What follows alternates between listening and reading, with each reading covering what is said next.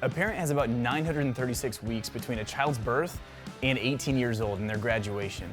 We don't want you to miss what's happening during the critical phases of growing up. I have two kids, a 5-year-old and a 2-year-old, both girls. With my 5-year-old, I have about 624 weeks left. Even as I did that math, I realized I'm a third of the way through those weeks. With my 2-year-old, I have about 800 weeks left. As they grow up, I see different phases that they go through. At times, it has felt like one phase has lasted forever. But when we get to the next phase, or get a couple different phases beyond that, it's almost hard to remember the challenges of that previous phase. Life is kind of like that.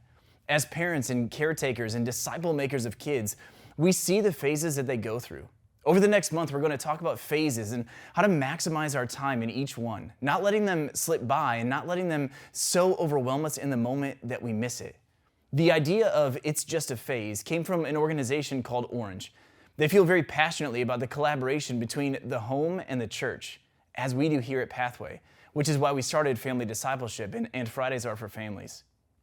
They define a phase as a time frame in a kid's life when you can leverage distinctive opportunities to influence their future. Leveraging those opportunities to influence their future isn't something that happens accidentally. It requires action and intentionality from you and from us, from the home and from the church. But sometimes we miss it. We confess that at times we, as the church, have missed it. And if you're honest, I'm sure there are times when you can see that you have missed it as well. Though we may have missed it before, our prayer and our goal now is that we stop missing it and start maximizing it. We want to take advantage of every opportunity to work together for the discipleship of our kids. It doesn't just take a village to raise a kid. It takes a beautiful collaboration between the home and the church to raise up a fully devoted follower of Jesus Christ. As we consider these phases, there are ones that feel more important or significant, but truly all the phases are. Every phase contains 3 specifics that play out differently depending on the phase, but are consistently present in all phases. These 3 specifics are significant relationships, present realities, and distinctive opportunities. Again, the relationships, realities, and opportunities change as the phase changes.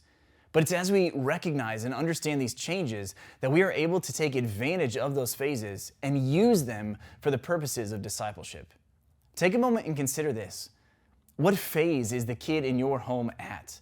The phases could be anywhere from age 0 to 1, all the way up through 12th grade or 18 plus, the emerging adulthood. But what would it look like to maximize discipleship at their current phase?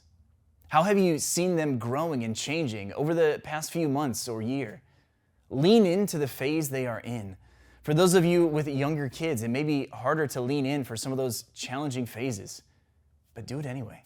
Your kid doesn't need you to be perfect through the phase. They need you to be present in their phase and help walk them through it. Thank you, Ben, for that message. Thanks for joining us for this week's episode of Fridays Are for Families. We place a high value on discipleship, especially in the home, because we believe that strong disciples are made at home. That is why we have a heart to do what we can to empower and equip you to grow as a disciple of Jesus yourself and a disciple maker of your kid. If you have specific questions for information you would like to hear about, we invite you to share them with us, either commenting on this video or on YouTube or Facebook, or by emailing us at family@lifeofpathway.com. See you next week.